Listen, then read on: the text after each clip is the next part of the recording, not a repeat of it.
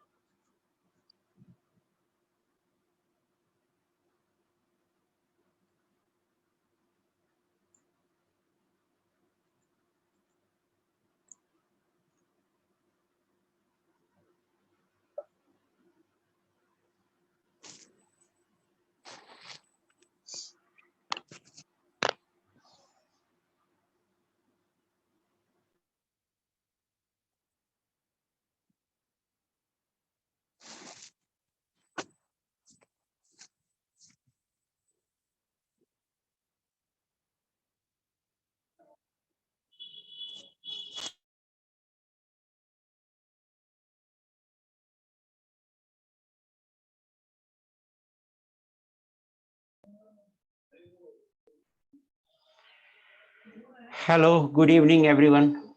Are you listening me? आप मुझे सुन रहे हो? Yes, no? Yes, very good. एक तो क्या है, कभी कभी कोई टेक्निकल प्रॉब्लम आ जाती है। जैसे अभी टेक्निकल प्रॉब्लम था, मुझे भी क्लास नहीं दिख रही थी, आपको भी नहीं दिख रही थी। तो इस इशू को सॉल्व करने में लग जाता है टाइम। और आप में से बहुत सारे लोग मुझे व्हाट्सएप करने की तरह तरह की बातें पूछते रहते हैं। आप तो सिर्फ ये बता दो क्लास होगी या नहीं, मैं ग्रुप में तुरंत आपको मैसेज कर दूंगा कि क्लास होगी, आप वेट कर लो। वो मैंने मैसेज कर दिया ग्रुप में। आप सब ये पर्सनली मुझे मैसेज करके पूछता है कि सर ये प्रॉब्लम आपके साइड से है, मेरे साइड से है। तरह तरह की बातें आप पूछते हैं। अननेसेसरली मैं उसका रिप्लाई भी नहीं दे पाऊंगा। आप परेशान होते रहते हैं। मैं प्रॉब्लम ठीक करूंगा या रिप्लाई दूंगा? सो आप पेशेंस रखिए। टेक्नोलॉजी है, टेक्नोलॉजी कभी भी गड़बड़ हो सकती है। सो थोड़ा पेशेंस रखिए ऐसे चीजों में। दूसरा है ग्रुप में ऐड होने की बात। बहुत सारे बच्चों ने मुझे मैसेज किया था और मैंने उनके मैसेज फॉरवर्ड किए थे, तो मोस्ट ऑफ द बच्चे ऐड हो गए हैं। कुछ बच्चे हो सकता है नहीं ऐड हुए होंगे। पहला पॉइंट। दूसरा पॉइंट कि पता नहीं, मुझे कुछ बच्चों ने मैसेज किए ऐड ग्रुप में ऐड करने के लिए, जो उनका ऑनलाइन बैच था ही नहीं। ये जो व्हाट्सएप ग्रुप है सिर्फ ऑनलाइन बच्चों के लिए है, जो ऑनलाइन क्लास लेते हैं। तो वो बच्चे जो ऑनलाइन क्लास में नहीं है, उनका व्हाट्सएप ग्रुप में एडिशन नहीं होगा। जैसे मैं खुद ऐड नहीं करता हूँ, मैं एडमिन हूँ लेकिन मैं ऐड नहीं करता हूँ। कोई भी बच्चा मुझे मैसेज करेगा, कैसे पता चलेगा कि उसका सारा कुछ क्लियर है, वो एडमिशन लिया है हमारे यहाँ या नहीं लिया है? तो आप जब मुझे रिक्वेस्ट भेजते हैं कि सर आप मुझे ऐड करो, आप प्लीज मेरी बात सुनो ना, क्यों लिख रहे हो कुछ?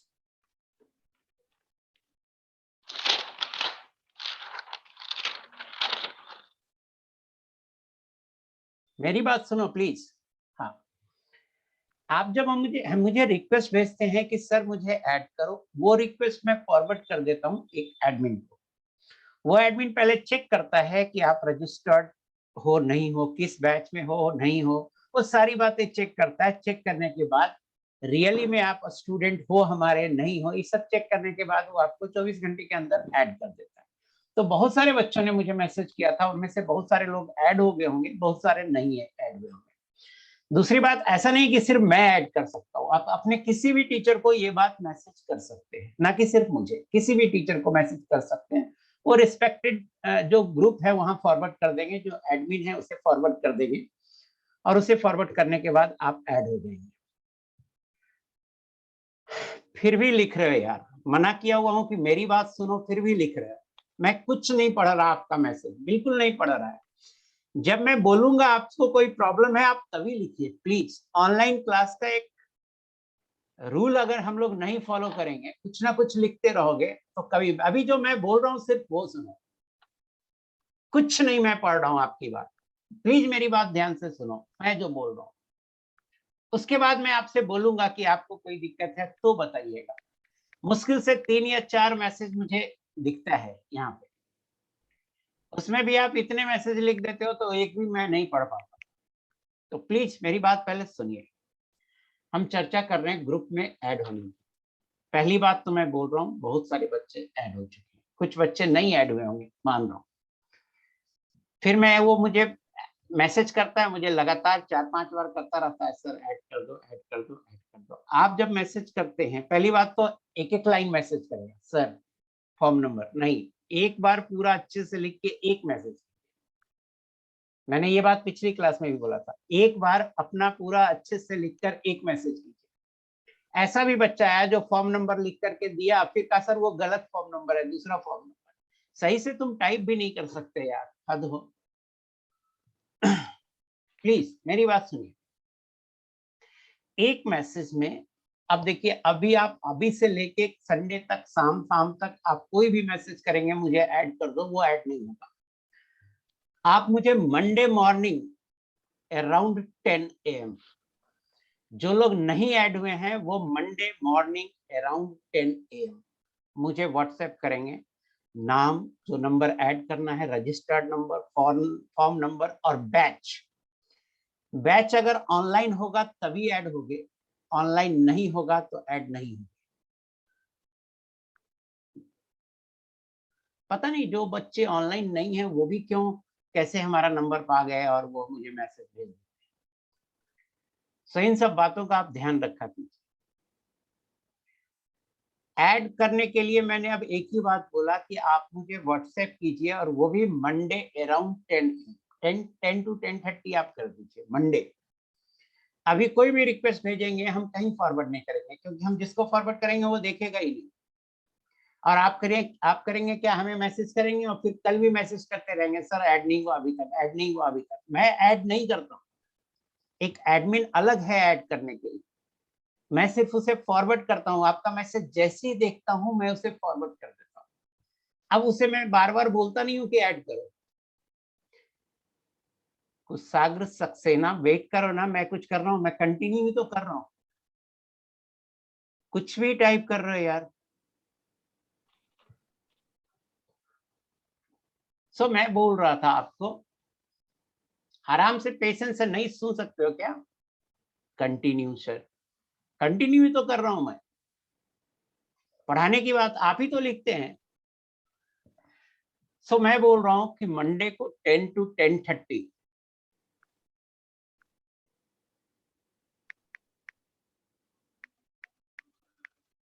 लिखने से मना किया हुआ है मैंने आपको, फिर भी लिखे जा रहे हो। लिखो।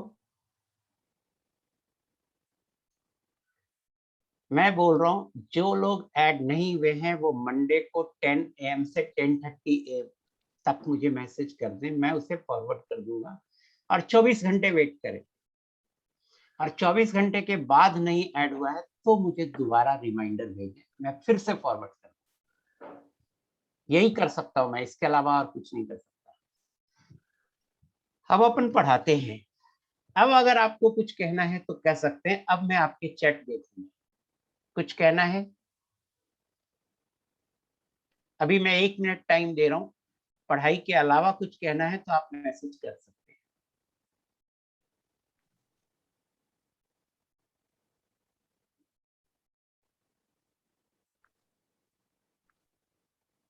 मैंने कोई होमवर्क नहीं दिया था। बुक्स के बारे में आप बोल रहे हैं।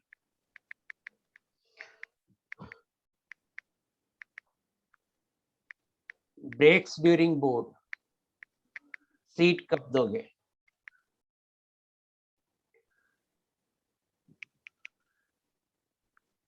आज होमवर्क मिलेगा। सर ऑफलाइन में आप ही पढ़ाते हो क्या? Sir for chemistry which book to? Sir Allen की बुक्स नहीं मिली है अभी तक। सर अगर कोई डाउट आता है तो कैसे पूछेंगे? सर अगर कोई डाउट आता है तो कैसे पूछेंगे? सर बोर्ड में भी क्लास चलेगा। सर अलेन की मॉडल कब मिलेगी? ब्रेक फॉर बोर्ड, नोट्स के लिए नोटबुक और रेसेस के लिए अलग नोटबुक करनी है क्या? ठीक है, मैंने आपके मोटा मोटी सारे क्वेश्चंस पढ़ लिए। सबसे पहले बात आप कर रहे हैं बुक्स की।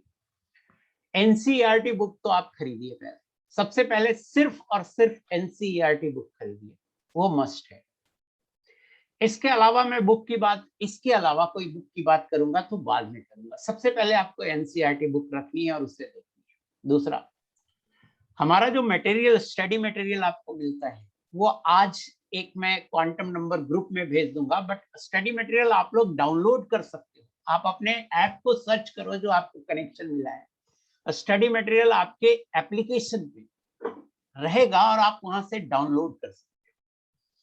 सो प्लीज आप थोड़ा देखा करो कि आपके जो स्क्रीन है जिससे आप हमसे कनेक्ट होते हो, उसमें स्टडी मटेरियल डाउनलोडिंग का ऑप्शन जरूर आता होगा, तो आप वहां थोड़ा सा R&D कर लो, वहां से डाउनलोड कर सकते हो। हाउएवर मैं फर्स्ट जो क्वांटम नंबर है उसका सीट आज मैं भेज दूंगा क्लास के बाद। तीसरा हो गया कि हमारा जो स्टडी मटेरियल है वो सफिशिएंट है। अगर कोई एक्स्ट्रा बुक आप नहीं भी लेते हैं तो कोई दिक्कत नहीं है, आपको स्टडी मटेरियल में सफिशिएंट कंटेंट है, थ्योरी भी और न्यूमेरिकल। तो एक्स्ट्रा बुक की बातें मैं बाद में करूंगा, पहले तो आप हमारे स्टडी मटेरियल है उसे पढ़ा कीजिए और एनसीईआरटी बुक्स पढ़ा कीजिए। कोई डाउट होगा तो कैसे पूछेंगे, तो उसके लिए एक ऐप है जो आपको बताया गया होगा या बताया जाएगा। उस ऐप पे आपको क्वेश्चन पूछना है। अलेन ई सॉल्यूशन ऐप बोलते हैं उसे।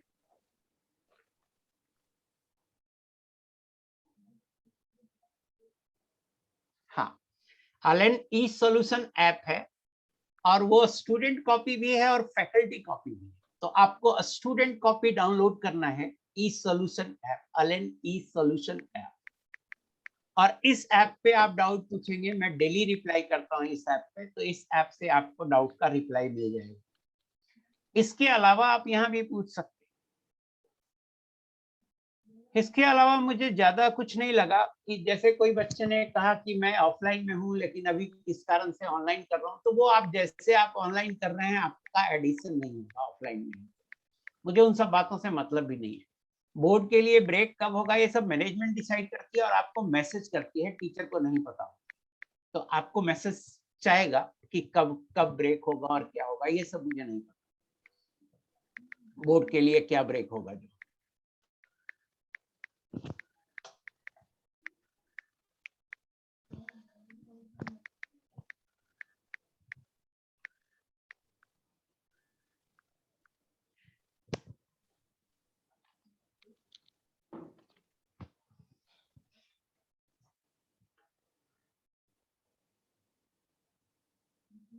अब शुरू करता हूं मैं पढ़ाना। एक तो पहले से ही टेक्नोलॉजी के कारण काफी दिक्कत हो गई। एक बच्चे ने कहा सर मेरे को स्क्रीन बोर्ड नहीं दिख रहा है। क्या सभी को नहीं दिख रहा है? दिख रहा है नहीं दिख रहा है प्लीज लिख के अप्लाई, लिख के बताइए आप। दिख रहा है, विजुअल है, विजुअल है, वेरी गुड। अब मैं पढ़ाता हूँ, एक बच्चे को नहीं दिख रहा है तो उसका नेट का प्रॉब्लम हो सकता है। हमने आपको लास्ट क्लास में क्या पढ़ाया था? लास्ट में मैंने पढ़ाया था isotopes, isobars, isotones, isodiaphers, iso electronic और लास्ट है आइसोस्टर्स। आइसोस्टर्स का डिफिनीशन है iso electronic spaces.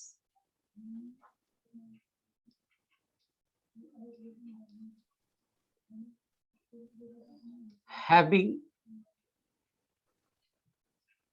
same number of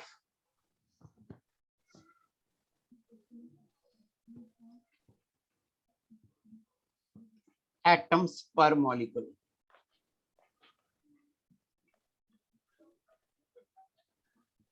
That is same atomicity.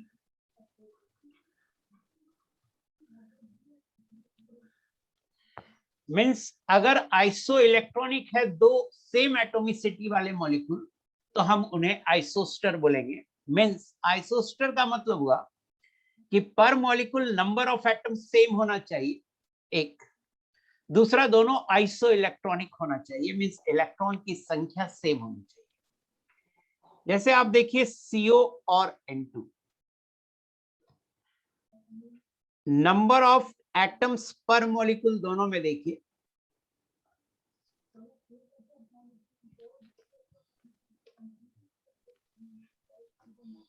Number of atoms पर मॉलिक्यूल,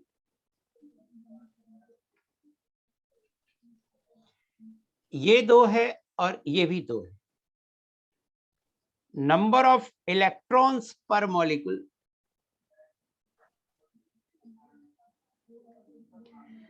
छह इलेक्ट्रॉन कार्बन में और 8 इलेक्ट्रॉन ऑक्सीजन में, 6 and 8, 6 and 8 कितना, 14 इलेक्ट्रॉन।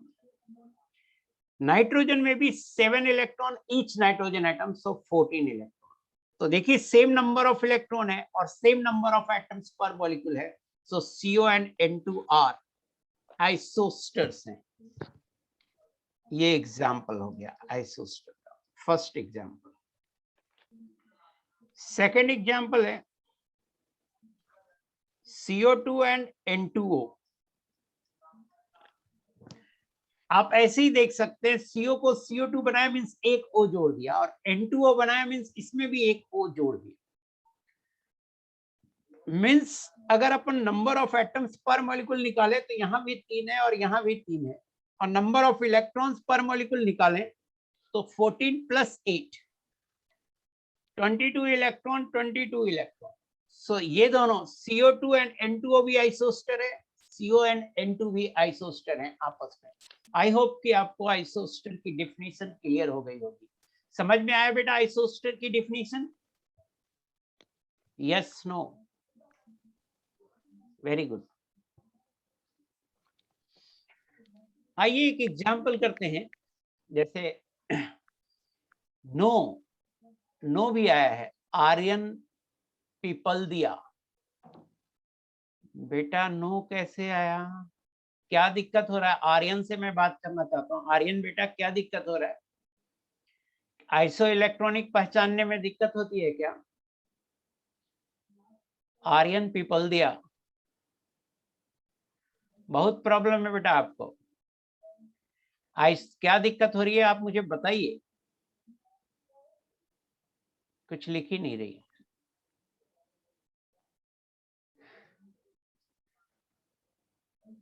लैंग्वेज दिक्कत हो रही है। हाँ, समझ में नहीं आया, वही मैं पूछना चाह रहा हूँ। आइसोस्टर मैंने बताया, आर्यन पीपल दिया नहीं। यस कुमार गोयल, तुम क्या ऑप्शन हम देंगे ये हम पे डिपेंडेंट है। मैं सिर्फ आर्यन पीपल्दिया से बात करना चाह रहा हूँ। माइक ऑन करने का ऑप्शन दे देंगे, सब बच्चे माइक ऑन कर ले, क्योंकि मेरे स्क्रीन काम नहीं कर रही थी। ठीक है, तो स्क्रीन काम नहीं कर रहा था तो वो एक इंडिविजुअल है, फिर भी मैं बता दे रहा हूँ आर्यन पीपल्दिया कि अगर दो मॉलिक्यूल को बोल रहा है आइसोस्टर है, तो उन दोनों मॉलिक्यूल में एक पर मॉलिक्यूल जो एटम की संख्या होगी वो सेम होगी और इलेक्ट्रॉन की संख्या भी सेम होगी। नेक्स्ट क्वेश्चन है, classify the following in pure या मिक्सर। पहले आपको पता करना है कि ये प्योर है या मिक्सर है, एलिमेंट है या कंपाउंड है, and if mixture then tell whether it is homogeneous और हेट्रोजेनियस। अगर मिक्सचर है तो बताना है होमोजेनियस है या हेट्रोजेनियस। तो अब देखिए, अब हीलियम है तो हीलियम तो प्योर ही होगा और एलिमेंट है। एलॉय है तो एलॉय एलिमेंट का मिक्सचर होता है, मिक्सचर है और होमोजेनियस होता है। 22 carat gold is an alloy, क्योंकि 2 कैरेट उसमें कोई दूसरा मेटल होता है, तो होमोजेनियस होता है। रिवर वाटर, रिवर वाटर भी मिक्सचर है, क्योंकि उसमें सैंड वगैरह बहुत सारा मिट्टी उट्टी घुली रहती है, और ये हेट्रोजीनियस है रिवर वाटर।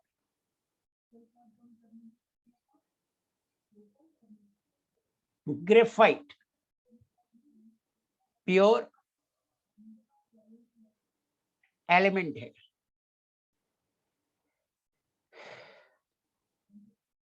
एयर मिक्सचर है, होमोजीनियस है।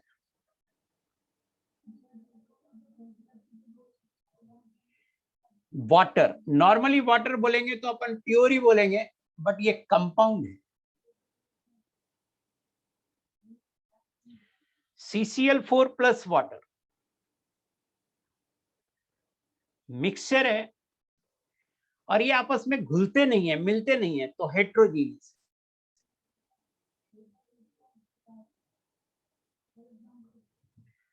ऑक्सीजन प्योर हो गया, एलिमेंटल फॉर्म में है।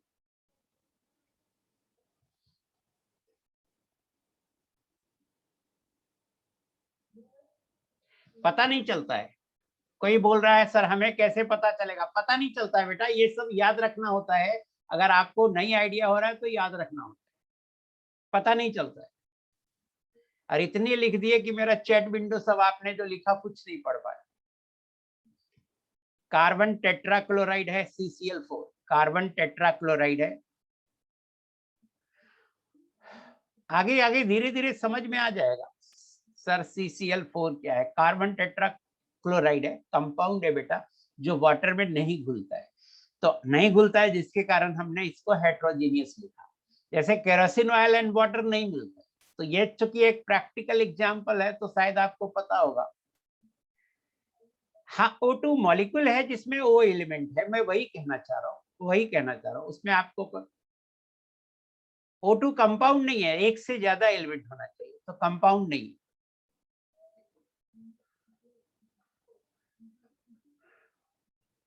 देखो ना, कुछ भी लिखे जा रहा है अननेसेसरली, क्योंकि तुम्हारे पास लिखने का ऑप्शन, जबकि मैं बता रहा हूं, मैं तुमसे पूछ कुछ भी नहीं रहा हूं, मैं बता रहा हूं, तब ये हाल है, कुछ भी लिख रहे हैं। और याद रखने वाली पॉइंट नहीं, ऐसा नहीं है कोई समझने वाला point. CO2 pure compound, iron pure element, alcohol and water mixture है। और आप शायद देखा होगा कहीं भी अल्कोहल और वाटर बहुत अच्छे से मिलता है, तो बहुत अच्छे से मिलता है, तो ये होमोजीनियस है। जो बच्चा पूछा हमें कैसे पता चलेगा, नहीं पता चलता है, मिला के देखना पड़ता है। तो याद रखा कि सैंड एंड वाटर मिक्सचर है, हेट्रोजीनियस है।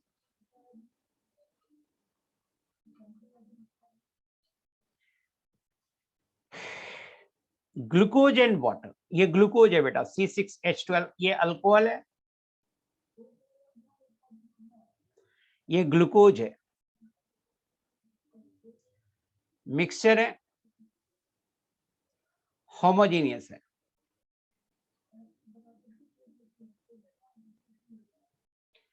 ये शुगर है C12H22O11, शुगर है, वाटर है, मिक्सचर है,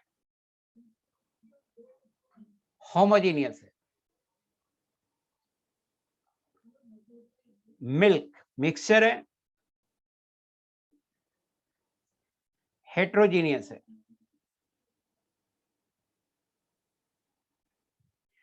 कोल्ड ड्रिंक, नॉर्मली अगर कोल्ड ड्रिंक को देखें तो कोल्ड ड्रिंक में CO2 गैस घुला होता है, मिक्सचर है। और नॉर्मली देखें, नॉर्मली अगर सिंपली रखा हुआ हो तो होमोजीनियस बोल सकते हैं। लेकिन आप देखो कोल्ड ड्रिंक आफ्टर सेकिंग, तो जब सेक करते हैं तो बबल एकदम काफी तेजी से आता है, फ्रोथ, और तब ये हेट्रोजीनियस हो जाता है। ऑफ कोर्स मिक्सचर है, बट सेक करने के बाद ये हेट्रोजीनियस हो जाता है।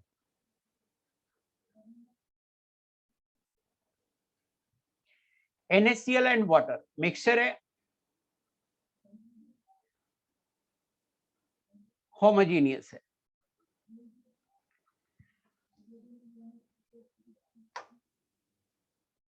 आलोक कुमार, आपका क्वेश्चन बिल्कुल बकवास है कि इतना ही याद करना पड़ेगा या और। आलोक कुमार जी, आपको याद तो इतना 2 साल जितना भी पढ़िएगा सब याद ही करना पड़ेगा, तो मेमोरी पावर स्ट्रांग रखना। जो ब्रिलियंट होता है उसे उसकी मेमोरी पावर बहुत स्ट्रांग होती है। एक बच्चे ने बोला कि वाई मिल्क इज हेट्रोजीनियस। मैं पिछली क्लास में भी आपको बोला था कि milk is heterogeneous because milk is a mixture of fat and water. और फैट वाटर में नहीं घुलता है, तो नहीं घुलता है फैट वाटर में, तो वो हेट्रोजीनियस है। तो याद रखा कीजिए इस बात को। बहुत ज्यादा मैसेज आ रहे हैं आपके, और आप एक ही मैसेज कई बार भेज दे रहे हैं। ग्लूकोज प्लस वाटर हेट्रो आपको फील हो सकता है, जो मुझे सही क्वेश्चन लग रहा है उस पर मैं डिस्कशन कर रहा हूँ। वो फील हो सकता है क्योंकि आप मार्केट से ग्लूकोज लाते हैं, पानी में डालते हैं, देखते हैं जो व्हाइट व्हाइट पार्टिकल नजर आता है, बट वो प्योर ग्लूकोज नहीं होता है जो मार्केट से लेके आते हैं। उसमें ऐसा मटेरियल मिला होता है कि वो आपको दिखे। प्योर ग्लूकोज को वाटर में डालिएगा, glucose is highly soluble in water. Glucose is highly soluble in water like NaCl, so it is a homogeneous mixture.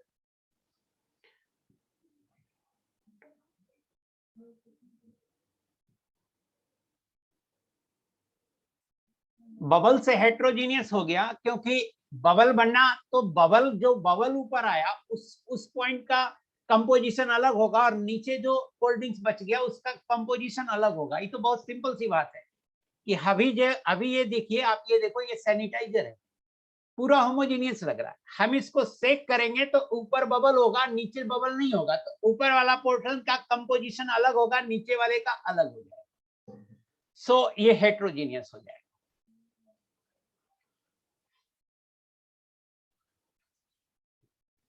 Yes, saturated mixture, एक बच्चा पूछ रहा है कि सैचुरेटेड मिक्सचर ऑफ वाटर और शुगर भी होमोजीनियस होगा। यस, सुपर सैचुरेटेड होमोजीनियस नहीं होगा, सैचुरेटेड तक होमोजीनियस होगा, सुपर सैचुरेटेड होमोजीनियस नहीं होगा।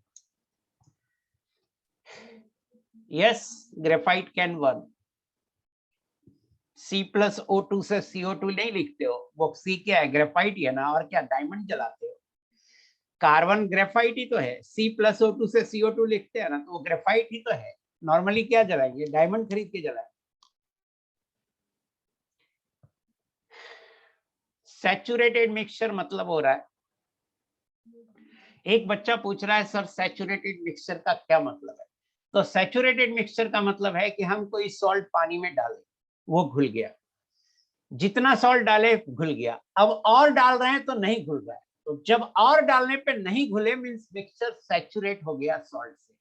जितनी सॉल्युबिलिटी थी वो मैक्सिमम सॉल्युबिलिटी तक आ गया, अब और सॉल्ट डालने पे नहीं घुल रहा है। जैसे मान लेते हैं एक सॉल्यूशन है, सॉल्ट का सॉल्यूशन, और सॉल्ट डाले वो भी घुल गया, तो solution unsaturated.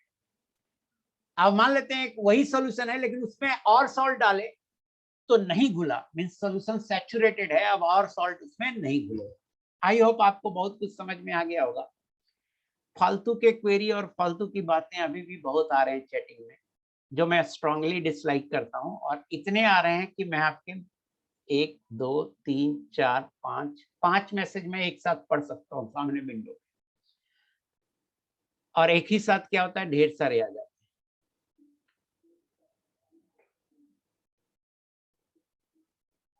How saturated sugar is heterogeneous? कोई बोला ही नहीं सैचुरेटेड शुगर है हेट्रोजीनियस, कोई बोला ही नहीं, तुम अपने मन से बोल रहे हो heterogeneous.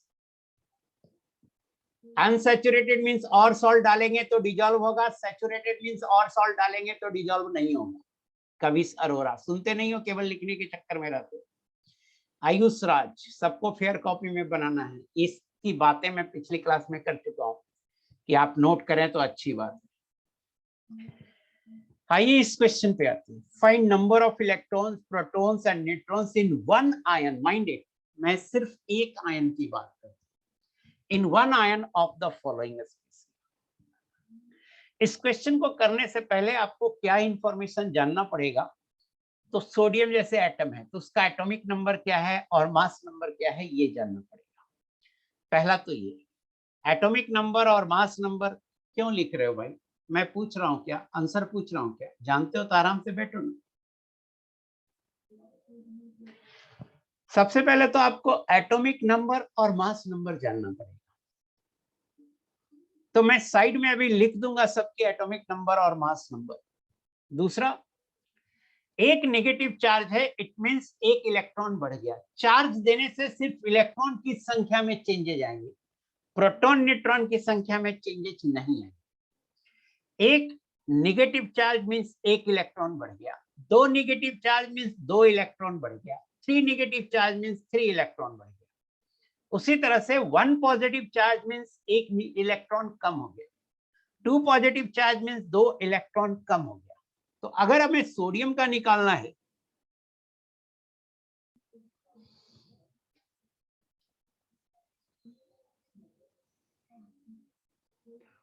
Number of electrons Ne,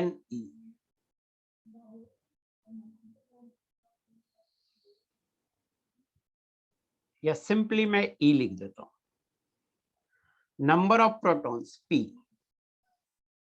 and number of neutrons N।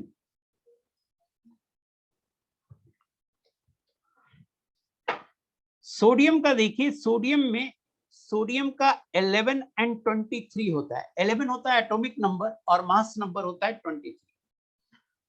Chlorine का 17 होता है एटॉमिक नंबर और मास नंबर होता है 35। सल्फर का 16 होता है एटॉमिक नंबर और मास नंबर 32। मैग्नीशियम का 12 होता है एटॉमिक नंबर और मास नंबर 24। ऑक्सीजन का 8 होता है एटॉमिक नंबर और मास नंबर 16।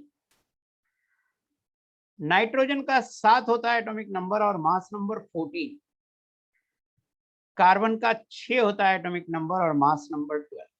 ये मैंने साइड में लिख दिया अगर किसी को नहीं पता है। अब देखिए जेड, सोडियम का Z means number of proton 11 हो गया, ये जेड हो गया। नंबर ऑफ न्यूट्रॉन हो जाएगा 23 माइनस 11, 12।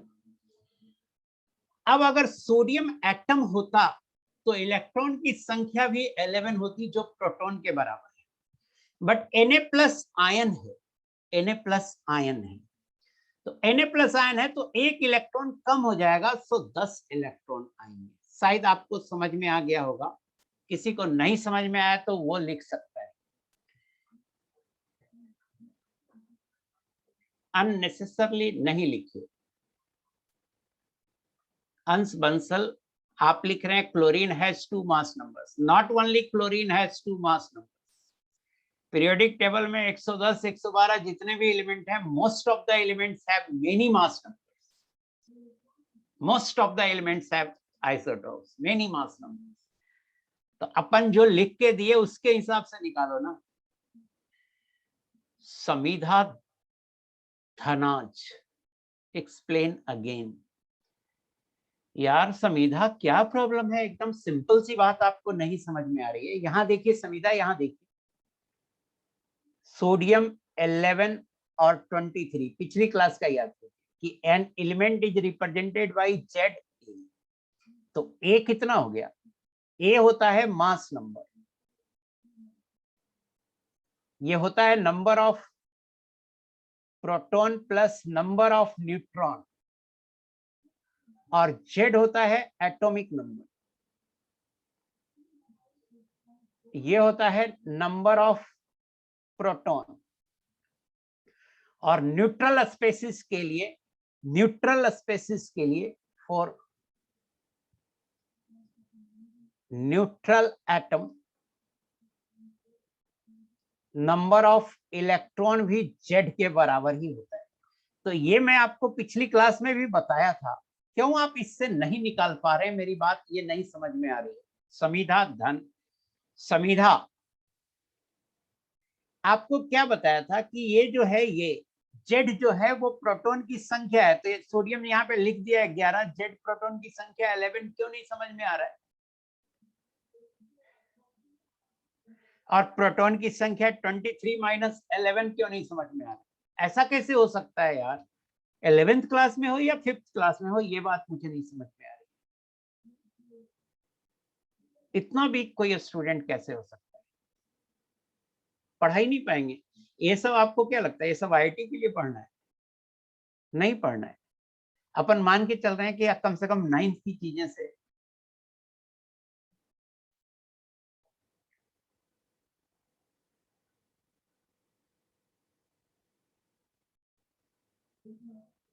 एटम न्यूट्रल ही होता है बेटा, न्यूट्रल नहीं होगा तो आयन होगा, आयन बोलेंगे, एटम बोलेंगे तो वो न्यूट्रल ही है।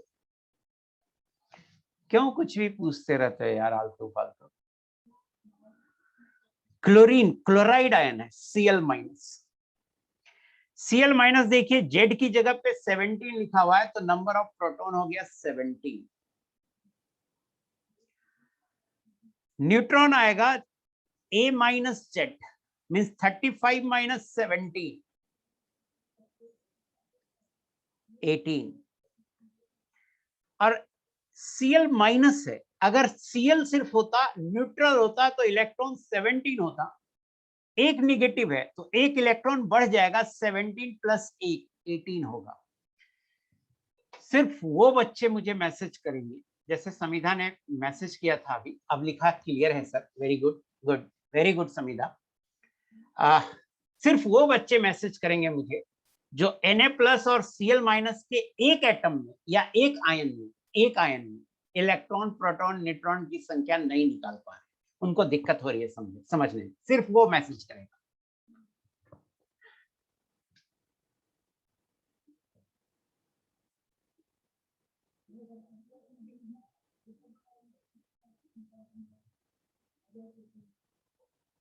हाँ वेरी गुड। सुजीत गुण ने पूछा है कि सर ये कोर्स बोर्ड एग्जाम के लिए कब पॉज होगा? जब मैं पढ़ा रहा हूं तो पढ़ाने के अलावा कोई बात नहीं पूछनी। आपको किसी भी तरह का कोई प्रॉब्लम है, मैं जनरली लेक्चर स्टार्ट करता हूं उस समय पूछता हूं, बोलता हूं कि आप 1 मिनट आपके पास टाइम है, कुछ पूछना है तो पूछो, उसी समय रिप्लाई करूंगा। जब मैं लेक्चर फिनिश भी करता हूं तब भी 2-3 मिनट आपको टाइम देता हूं, कुछ पूछना है तो पूछो, उस समय पूछना। बीच पढ़ाते हुए आप कुछ भी मत पूछना, नहीं रिप्लाई मिलेगा, ना तो मैं एंटरटेन करूंगा। सल्फर देखिए, सल्फर 16 है, यहाँ पे 16 है, मीन्स 16 है यहाँ पे, तो 16 है इसका मतलब है कि प्रोटॉन की संख्या 16 है और यहाँ 32 है, मीन्स न्यूट्रॉन की संख्या 32 माइनस 16 वो भी 16 है। इलेक्ट्रॉन अगर सल्फर एटम होता तो 16 होता, बट 2 माइनस है तो 2 इलेक्ट्रॉन जोड़ दीजिए उसमें, 16 प्लस 2 18 हो जाएगा। इसको भी मैं ऐसे लिख देता हूँ, 18 सिर्फ नहीं लिखता हूँ, लिखता हूँ 17 प्लस 1 और इसको मैं लिखता हूँ 11 माइनस 1 बराबर 10। तो शायद आपको और समझ में आए। मैग्नीशियम देखिए, मैग्नीशियम का Z12 है तो 12 प्रोटॉन, A24 है तो न्यूट्रॉन 24 माइनस 12 हो गया। और ये 12 इलेक्ट्रॉन होता अगर मैग्नीशियम एटम न्यूट्रल एटम होता, बट उस पर 2 पॉजिटिव है तो 2 इलेक्ट्रॉन माइनस कर देंगे और ये 10 इलेक्ट्रॉन हो जाएगा। अब देखिए O2 2 माइनस है तो ऑक्सीजन के एक एटम पे 8 प्रोटॉन होते हैं, Z8 है, 2 एटम है तो 8 दूनी 16, 2 इंटू 8 16 प्रोटॉन होंगे और न्यूट्रॉन होगा 2 इंटू 16 माइनस 8, ये भी 16 होगा न्यूट्रॉन। 16 माइनस 8 एक एटम में न्यूट्रॉन देगा और उससे चूंकि 2 एटम है तो 2 से मल्टीप्लाई कर दिया। इलेक्ट्रॉन की संख्या भी 16 होती अगर ये O2 होता, बट 2 माइनस है, मीन्स 2 एक्स्ट्रा इलेक्ट्रॉन है तो 16 प्लस 2 18 होगा।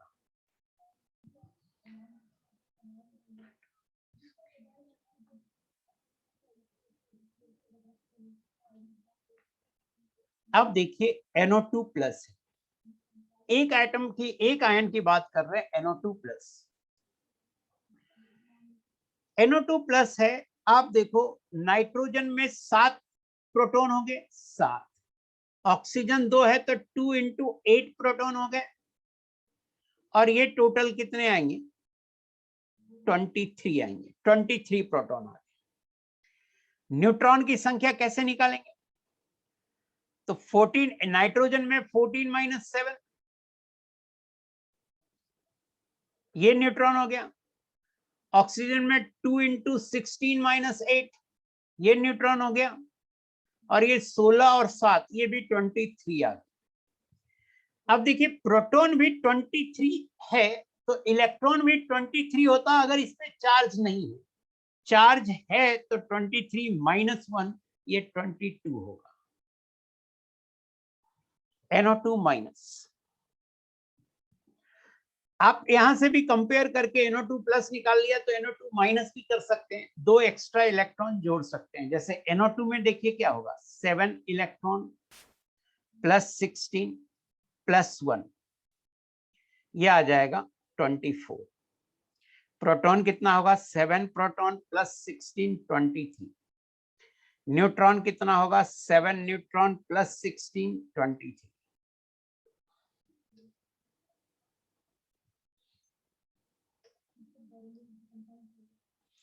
C2 2 minus. अब बात कर रहे हैं बेटा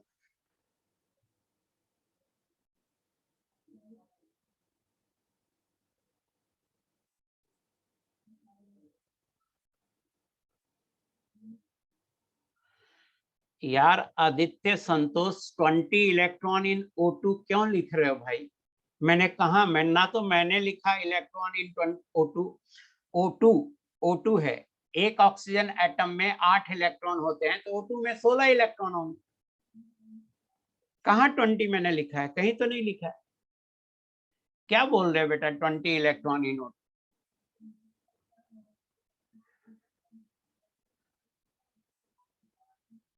आंसर ऑफ क्या? O2 2 माइनस निकाल रहे हैं, वो 18 इलेक्ट्रॉन। क्या पूछते हो, पता ही नहीं चलता है। O2 में 20 इलेक्ट्रॉन कैसे हो जाएगा, ये भी मुझे समझ में नहीं आ रहा है। कैसे तुमको 20 इलेक्ट्रॉन एक मॉलिक्यूल O2 में नजर आ रहा है? एक ऑक्सीजन में 8 तो 2 ऑक्सीजन में 16 होंगे, तो 16 इलेक्ट्रॉन होंगे। O2 2 माइनस है हमारे क्वेश्चन में, तो 2 इलेक्ट्रॉन एक्स्ट्रा आ गए, तो 16 प्लस 2 18 होंगे।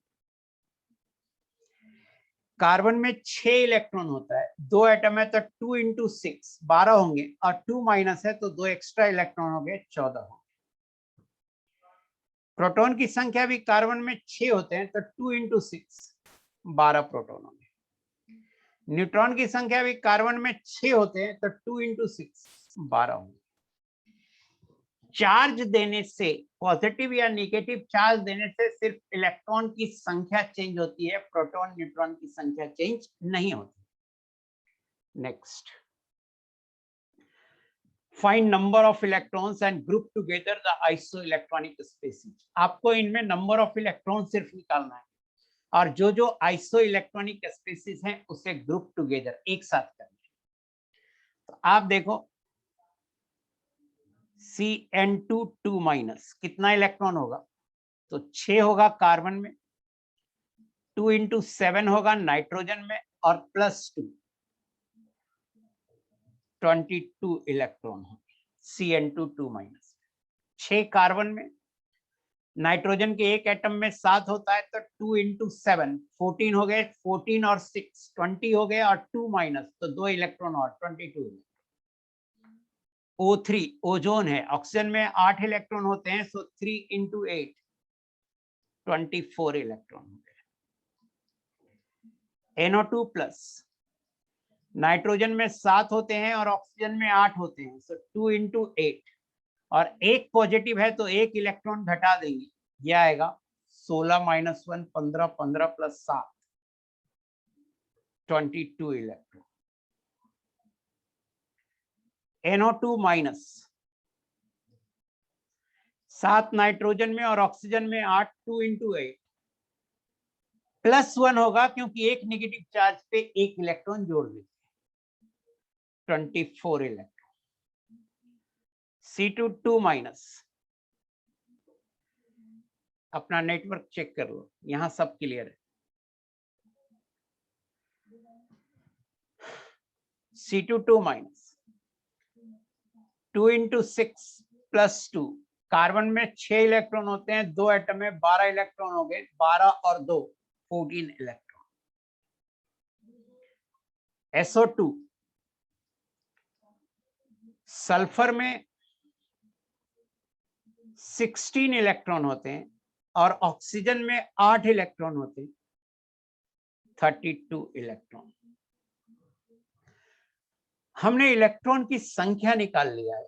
अब जो आइसो इलेक्ट्रॉनिक है उन्हें एक साथ कर लें, तो हम लिखेंगे Cn2 2 minus and NO2 plus are isoelectronic. उसके बाद लिखेंगे NO2 प्लस, सॉरी, उसके बाद लिखेंगे NO2 minus and O3 are iso electronic, और कोई नहीं है।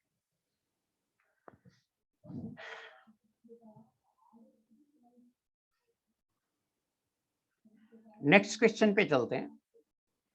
Identify isotonic species. Isotonic species को आइडेंटिफाई करना है। तो आई होप कि आप पिछली क्लास में आइसोटोन किसे कहते हैं उसका डेफिनेशन याद होगा, और आप बताइए आंसर क्या है।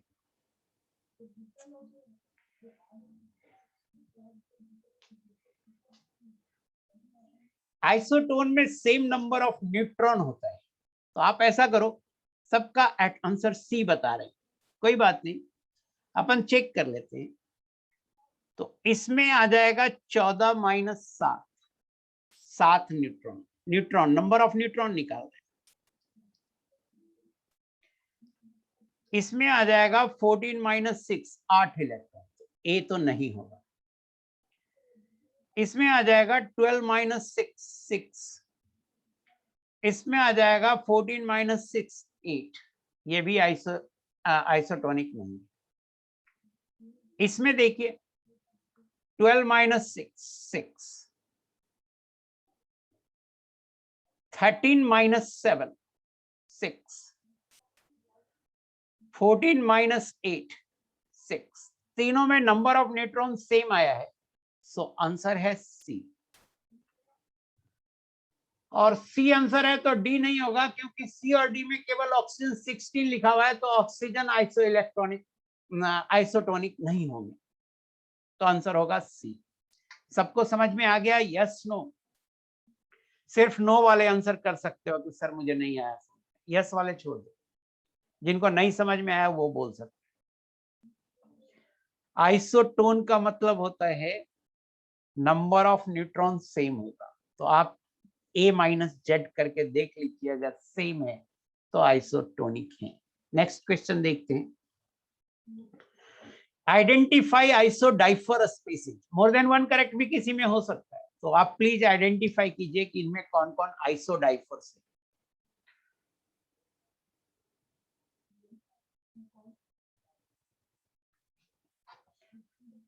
इसमें मैं लिख देता हूं,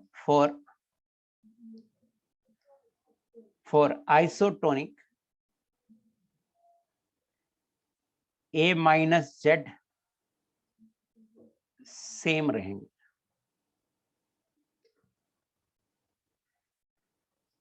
आप बताओ कौन आइसोडाइफर है, चेक करके बताइए।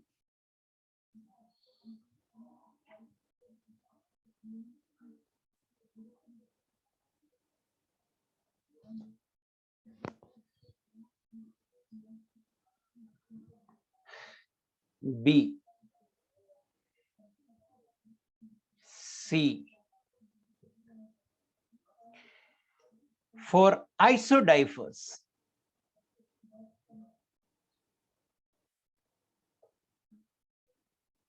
सेम होते हैं A माइनस 2Z। तो आप देखो आर्गन है 1840,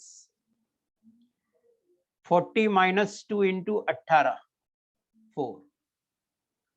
कॉपर है 2963, 63 माइनस 2 इंटू 29, 63 माइनस 58, 5। तो पहला तो रॉन्ग हो गया। थोरियम है 90, 234,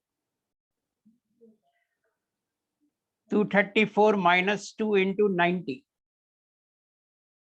234 minus 180, 54। Uranium 92, 238. 238 minus 2 into 92. 238 minus 184, 54. तो बी सही हो गया। सी में आर्गन निकाल चुके हैं, निकेल निकाल लेते हैं। Nickel 2860, 60 minus 2 into 28, 60 minus 56, 4। Argon का भी 4 आया था, निकेल का भी, तो सी भी आंसर है। और निकेल का निकाल चुके हैं ऑलरेडी, निकेल में 4 आ रहा है, और कोबाल्ट का निकाल लेते हैं। Cobalt 2760, 60 minus 2 into 27, 6। तो ये भी नहीं होगा, तो डी नहीं होगा, आंसर होगा बी और सी। मोस्ट ऑफ द बच्चों ने, सभी ने इनफैक्ट सही बताया है, B and C. Thank you very much. किसी को डाउट है तो पूछ सकता है, सिर्फ वो बच्चे लिखें जिनको नहीं समझ में है।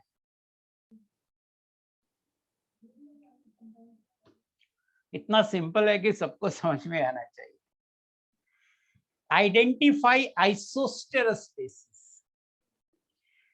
आइसोस्टर आज ही पढ़ाया हूं। एक तो मैंने बोला आइसोस्टर के लिए एटोमिसिटी सेम होना चाहिए, तो यहाँ एटोमिसिटी सेम नहीं है, खत्म हो गया। यहां भी एटोमिसिटी सेम नहीं है, खत्म हो गया। इसकी एटोमिसिटी 3 है और इसकी 4 है, खत्म हो गया। CO2 N2O दोनों में 3-3 हैं, 3-3 एटम है पर मॉलिक्यूल। और कितने इलेक्ट्रॉन है? 8 19 16 4 20, तो 22 इलेक्ट्रॉन इसमें है, 14 और 8, 22 इलेक्ट्रॉन इसमें है। 3 एटम्स पर मॉलिक्यूल, एटोमिसिटी 3 है, 3 है।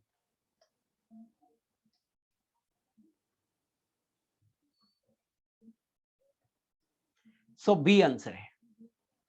अपन सी देख लें, CO और NO ऐसे ही नहीं होगा। O कॉमन है, कार्बन में 6 इलेक्ट्रॉन होता है, नाइट्रोजन में 7 इलेक्ट्रॉन होता है, तो ये 14 इलेक्ट्रॉन है।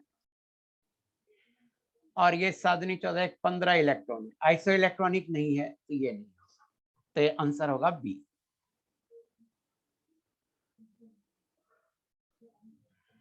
हाइग्रोस्कोपिक किसको बोलते हैं? Hygroscopic substance which absorbs mass, which absorbs moisture.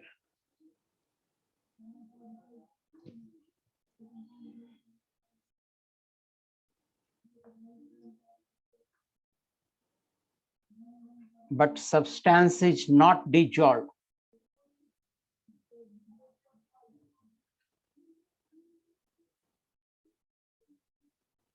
in absorbed moisture. Yeah, absorb water.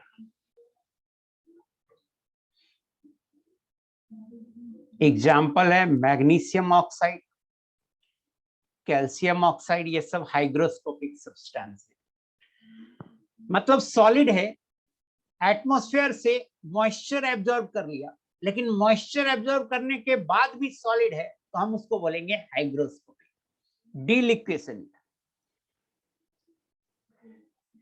absorbs moisture and becomes liquid like.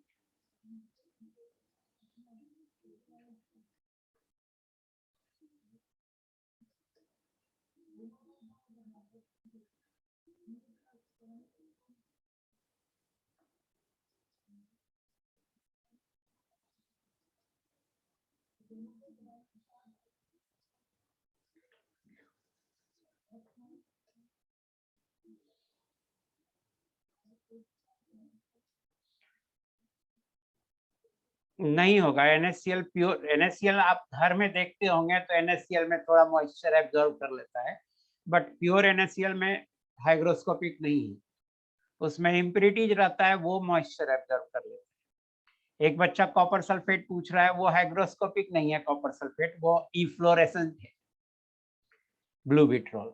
कुछ भी मत पूछो ना।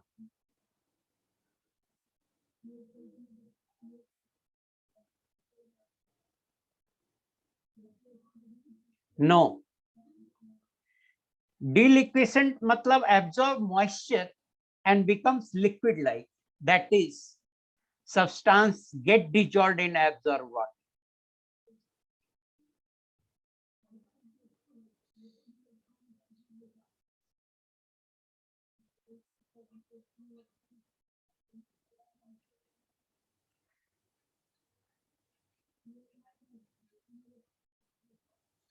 एग्जाम्पल है FeCl3। हाइग्रोस्कोपिक का मतलब वह सब्सटेंस जो वाटर को एब्जॉर्ब करता है। जनरली सॉलिड सब्सटेंस होते हैं और वाटर एब्जॉर्ब करने के बाद भी सॉलिड ही रहता है, उसको बोलते हैं हाइग्रोस्कोपिक। दूसरा हुआ वह सब्सटेंस जो वाटर एब्जॉर्ब करने के बाद लिक्विड बन गया, उसको बोलते हैं डीलिक्विशन। देखिए हाइग्रोस्कोपिक और डीलिक्विशन दोनों वाटर एब्जॉर्ब करेगा। हाइग्रोस्कोपिक वाटर एब्जॉर्ब करने के बाद उसका फेज सॉलिड ही रहेगा। डीलिक्वेशन में वाटर एब्जॉर्ब करने के बाद उसका फेज लिक्विड हो जाएगा।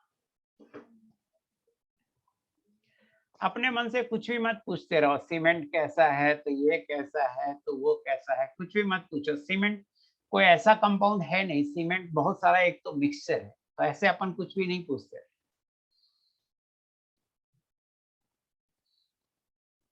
इफ्लोरेसेंस, कॉमन सॉल्ट डीलिक्विसेंट, उसमें इम्प्यूरिटीज होती है, वो डीलिक्विसेंट। कॉमन सॉल्ट बोलते हैं, टेबल सॉल्ट बोलते हैं NaCl को, तो NaCl डीलिक्विसेंट नहीं है, बट उसमें जो इम्प्यूरिटी होती है वो डीलिक्विसेंट है। इसलिए हमें लगता है कि जो कॉमन सॉल्ट मार्केट में या जो घरों में होता है वो डीलिक्विसेंट है। इफ्लोरेसेंस,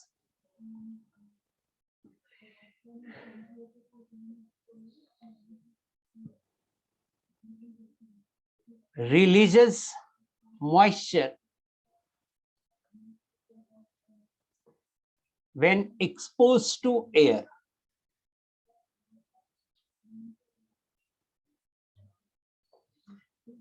एग्जाम्पल है blue vitriol.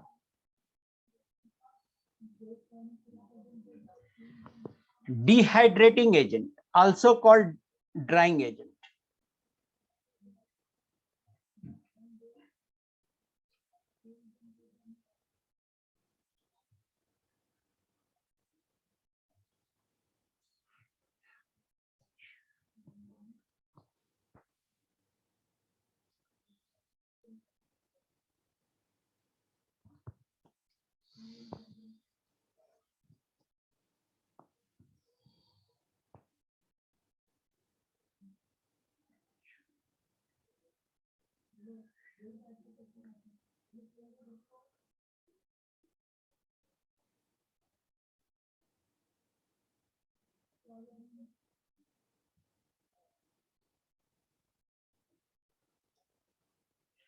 Dehydrating agent, also called drying agent,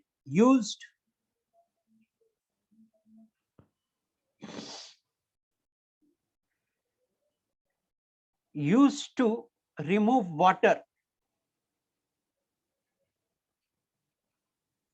from a material. इसका एग्जाम्पल है P2O5, काउंट H2SO4। इन दोनों में बेटर ये है, ज्यादा अच्छा कौन है, तो P2O5 ज्यादा अच्छा ड्राइंग एजेंट है as compared to conc H2SO4, ये बेटर है।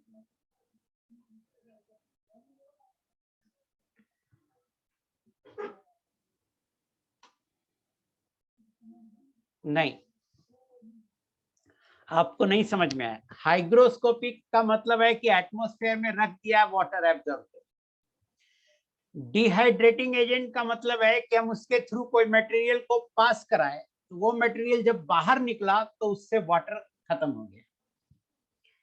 थोड़ा थोड़ा डिफरेंस है, बट ठीक है, कह सकते हो, बट थोड़ा थोड़ा डिफरेंस। डाइफॉस्फोरस पेंटाऑक्साइड, P2O5 क्या है भाई? कोई भी कंपाउंड लिख देंगे तो बोलोगे P2O5 क्या है, CO2 क्या है? कंपाउंड है भाई, P2O5 डाइफॉस्फोरस पेंटाऑक्साइड। नहीं करेगा, कर सकता है।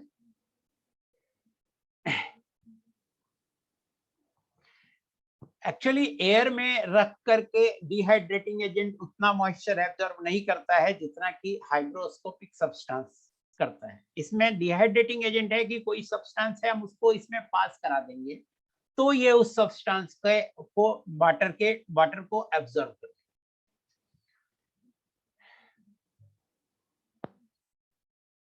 अब हम शुरू करेंगे क्वांटम नंबर्स। डिफरेंस है।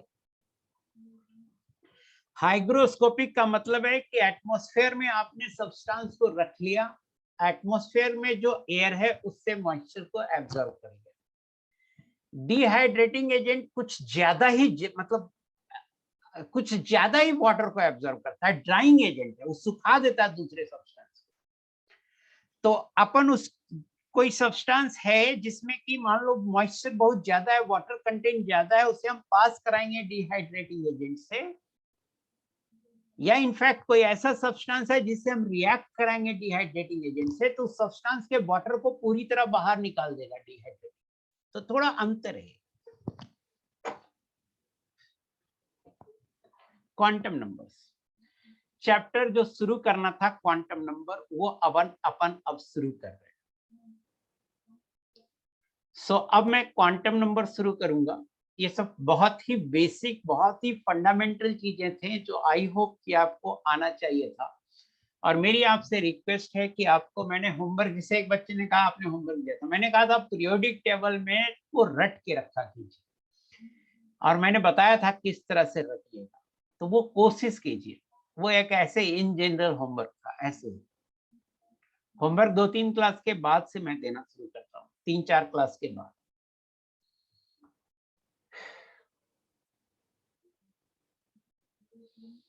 नहीं, ग्लूकोज हाइग्रोस्कोपिक नहीं।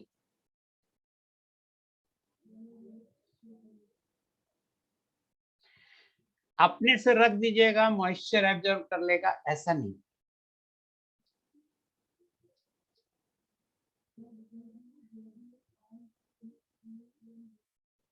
नहीं, हाइग्रोस्कोपिक इफ्लोरेसेंस नहीं हो सकता है। कुछ का कुछ क्यों पूछते रहते हो? जो मैं लिखा रहा हूं उतना तो ध्यान रखो ना। नहीं, एक लड़का बार बार स्पॉन्ज के पीछे पड़ गया, कुछ ऐसा स्पॉन्ज हाइग्रोस्कोपिक है क्या? नहीं।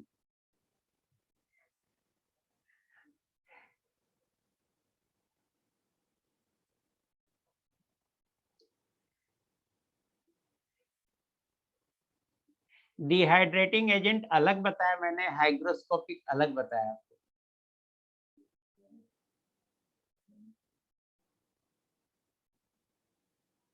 No, no, soap is hygroscopic no.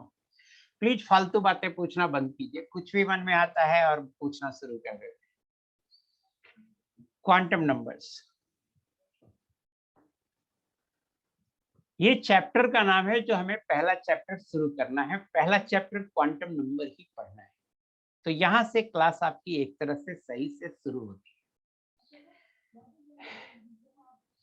Raise hand का ऑप्शन ही नहीं है, कोई रेज हैंड करता है, कोई रिमोट लॉगिन की बात करता है, ये सब कुछ नहीं है ऑप्शन।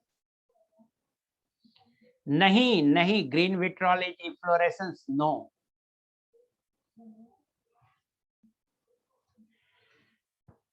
एक बच्चे ने टाइम खत्म होने को है इसलिए बोल रहे हो sir, what is permanent hardness of water? It is due to chlorides and sulphates of calcium and magnesium. Permanent hardness का पहले मतलब समझो ना। हार्डनेस का मतलब है कि ये ऐसे यहाँ पे रिलेवेंट सवाल नहीं है। हार्डनेस का मतलब है कि हम साबुन उसमें लगाएंगे तो झाग नहीं है। दो तरह का हार्डनेस होता है, टेम्पोररी एंड परमानेंट हार्डनेस होता है। टेम्पोररी होता है कैल्शियम और मैग्नीशियम के बाइकार्बोनेट्स के कारण, और परमानेंट होता है due to chloride and sulphates of calcium and magnesium. However, except salt of alkali metal, all other salt cause hardness to a greater or lesser extent. So हम hardness नहीं पढ़ा रहे, जो हार्डनेस का आप सवाल हमसे अभी यहाँ पे पूछ रहे हैं। प्लीज, अपन बात करेंगे ना बाद में, हार्डनेस जब पढ़ाएंगे तो। टाइम ऐसे 2-3 मिनट है, लेकिन मैं पढ़ाना नहीं चाहता, क्वांटम नंबर में आपको अगली क्लास से शुरू करूंगा, आज भी टेक्निकल कुछ प्रॉब्लम था, मैं थोड़ी देर बात कर लेता हूँ। मैंने कहा कि अगर किसी को ग्रुप में अभी भी एडेड नहीं है तो वो मुझे मंडे को अराउंड 10 10 से 11 हो जाए, 9:30 हो जाए, नो प्रॉब्लम, उस समय मुझे मैसेज करेंगे, मैं जो एडमिन है उसे फॉरवर्ड कर दूंगा, वो आपका चेक करेगा आपका फॉर्म नंबर, उसके बाद देखेगा कि आप स्टूडेंट हो नहीं हो, उसके बाद ऐड करेगा।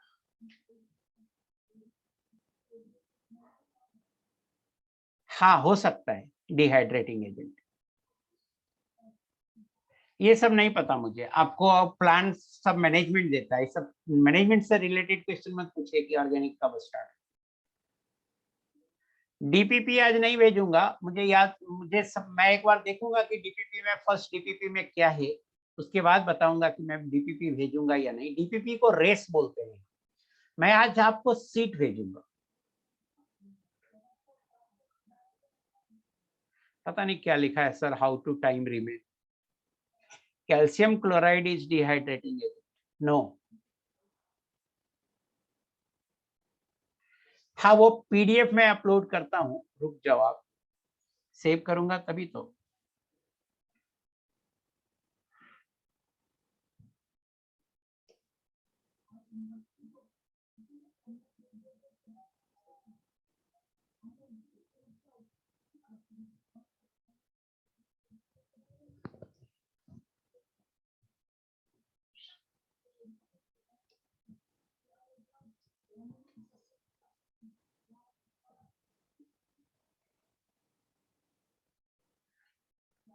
आप हमसे पूछ रहे हैं कि सर कैसे क्वेश्चन इस टॉपिक में आएंगे, जबकि मैं 6-7 क्वेश्चन आपके सामने दिए अभी, और आप फिर भी पूछ रहे हैं कैसे क्वेश्चन आएंगे, जैसे दिए वैसे ही आएंगे।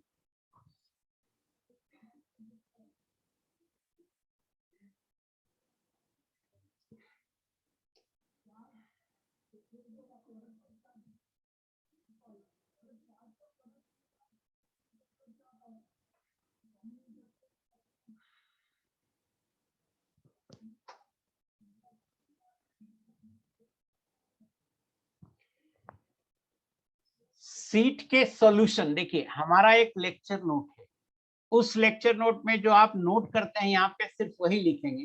हाँ, एक बात मैं बोल दूं, हमारा एक लेक्चर नोट है, उस लेक्चर नोट में आप जो नोट करते हैं यहाँ वही लिखेंगे, उसके अलावा कुछ नहीं लिखेंगे।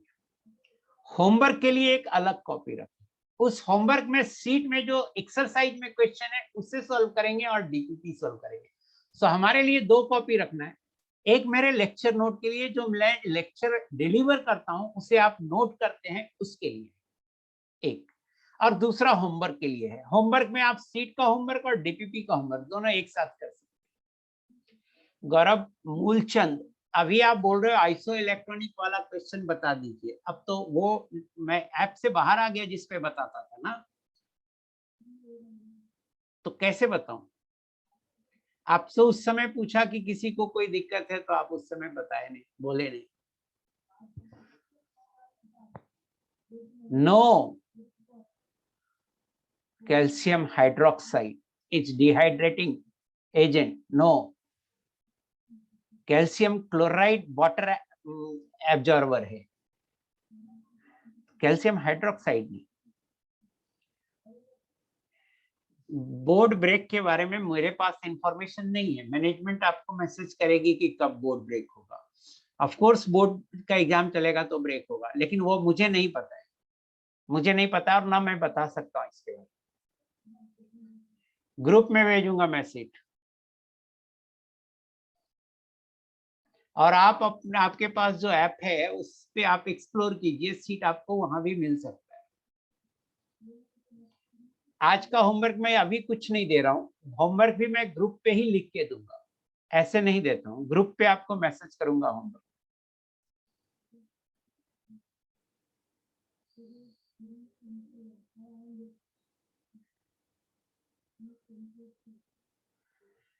ये जो मैं पढ़ा रहा हूँ ये तो 8th का चीज है, तो तय बात है 10th सिलेबस पे करा, ज्यादा किस पे फोकस करें।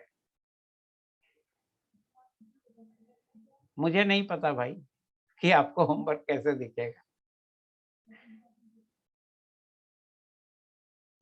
No, no.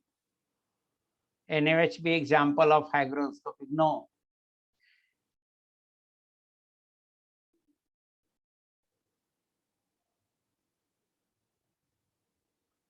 आपके क्वेरीज बहुत ज्यादा आ रहे हैं, इतने क्वेरीज मैं एक साथ नहीं हैंडल कर पाऊंगा। जो ग्रुप में नहीं है उन्हें नहीं दिखेगा होमवर्क, उन्हें जब ग्रुप में ऐड होंगे तभी दिखेगा, कोई उपाय नहीं है। आप अपने टीचर जैसे मुझे मैसेज करेंगे तो अब आज सैटरडे है, आज कोई फायदा नहीं होगा। आप मुझे मंडे को मैसेज करेंगे तभी ऐड करेंगे, जो ग्रुप में नहीं है उन्हें नहीं दिखेगा, बोल तो रहा हूं।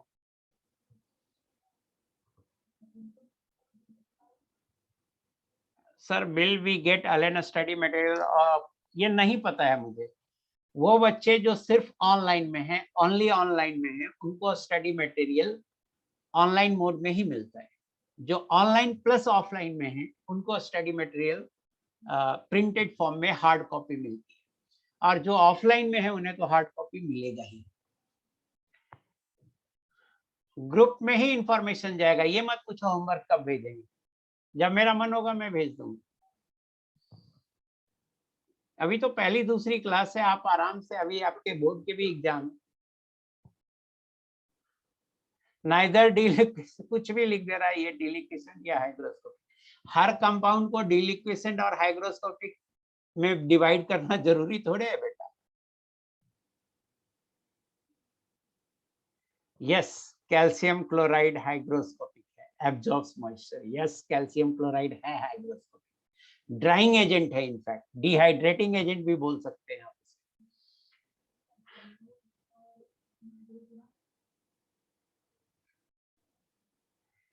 ये आपने एडमिशन करा, how to determine whether we are in online और, ये आपने एडमिशन लिया होगा तो आपने ऑप्शन चुना होगा, वो तो हमको भी नहीं पता।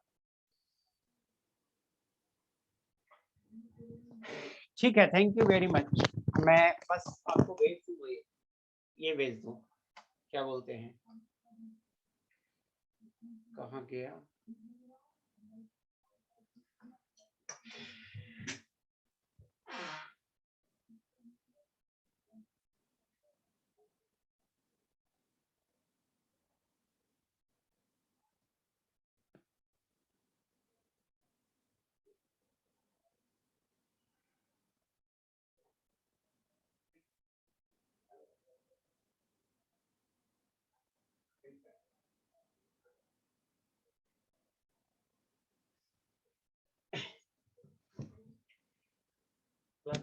हाँ, क्लास खत्म कर दी, अभी मैंने बच्चों को लॉग आउट नहीं किया। अच्छा, ये है क्या मेरा?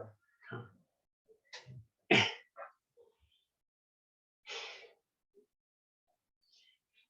बेटा कोई भी कंपाउंड डिहाइड्रेटिंग एजेंट है या नहीं है, ये रटने वाली इंफॉर्मेशन है, तो दो चार एग्जाम्पल अपन रट लेते हैं, उससे ज्यादा नहीं रटते, है ना, जो यूज होते हैं। ऐसे भी कोई भी कंपाउंड पूछेगा तो हाइड्रोक्साइड 1000 हाइड्रोक्साइड बोल दूंगा, calcium hydroxide, magnesium hydroxide, sodium hydroxide, magnesium hydroxide, caesium hydroxide, तो सारे।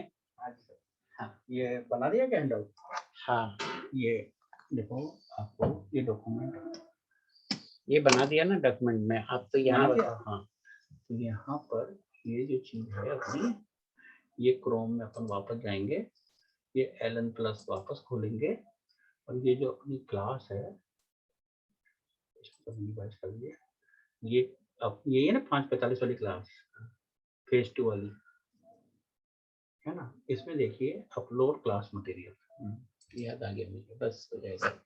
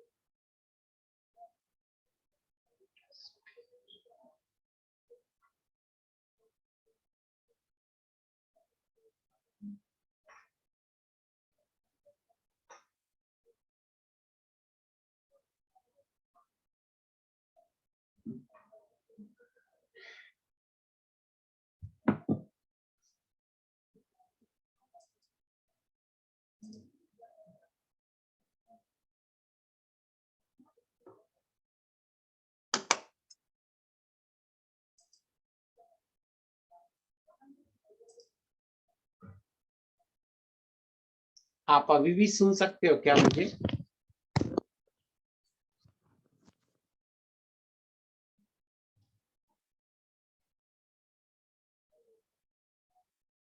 आपको मटेरियल मिल गया क्या? हैंडआउट मिल गया क्या जो मैंने यहाँ से भेजा? यस नो एक बार फिर से लिखिए।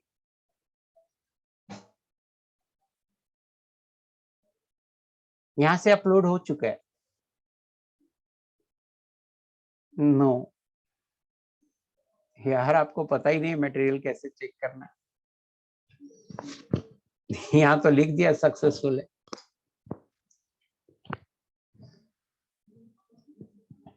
देखो दक्ष आनंद ने लिख दिया यस, तो एक को मिल गया मीन सबको मिल गया।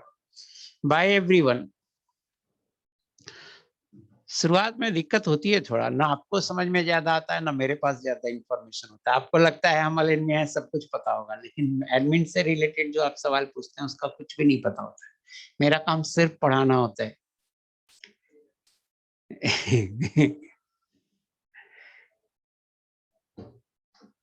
मुझे ज्यादा इंफॉर्मेशन नहीं होता बात। Okay bye everyone.